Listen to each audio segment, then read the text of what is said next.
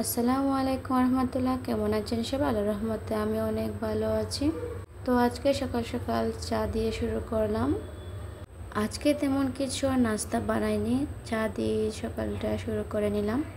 তো চাটা খাওয়ার পরে এখানে আমি অনেকগুলা মাছ রেখেছি।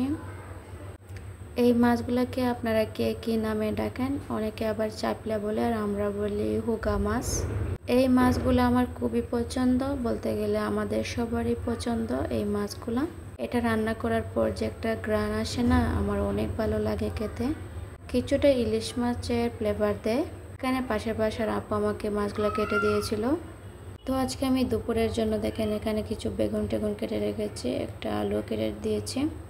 আমি শীতল শুটকি আর শুকনা শুটকিও আছে, এই দুইটা আমি মিক্স করে আজকে বানাবো তরকারিটাই। দেখেন এখানে কিছুটা শোল মাছের শুটকিও আছে মিক্স করা আর কি। তো এখানে দেখেন আমি বাগার টাগার বসিয়ে দিলাম, আর এখানে দেখেন শীতল শুটকি আমি বাগারের মধ্যে দেব। এই রান্নাটা কিন্তু আমি আমার মার কাছ থেকে শিখেছি।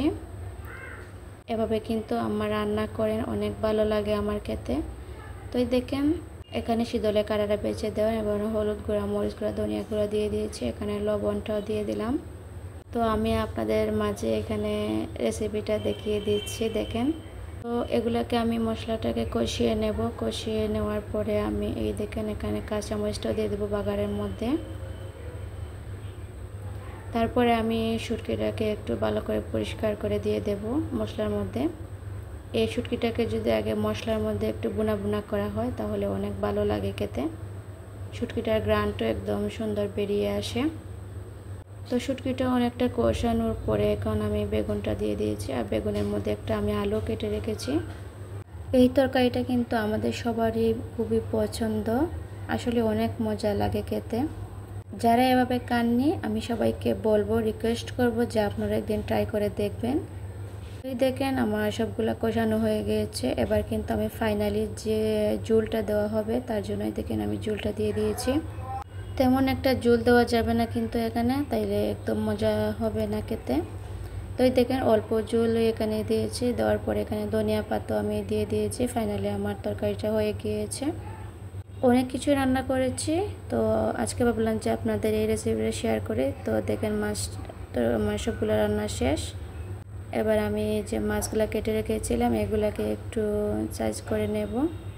আজকে কিন্তু এগুলা মাছ আমি রান্না করব না, দুপুরে রান্না তো আমার শেষ। তো আজ আগামীকাল যদি রান্না করি তার করব। একটু বড় সাইজগুলো দেখে আমি আলাদা আলাদা করে এখানে ফ্রিজে রেখে দেব। তো মাছগুলো একটু বাজার পরে আমি একটু রেস্ট করার পর দেখেন বিকালে এখানে আমি ছাদে উঠে গেলাম। প্রতিদিন কিন্তু আমি ছাদে উঠি না, কিন্তু মাঝে মাঝে উঠি আর কি। এখানে দেখি পাশের বাসায় আপু কি জানি একটা বানাইছে দেখেন। তো এই দেখেন আসলে বাইরের ভিউটা অনেক সুন্দর লাগে। তো সবাই ভালো থাকবেন, আল্লাহ হাফিজ।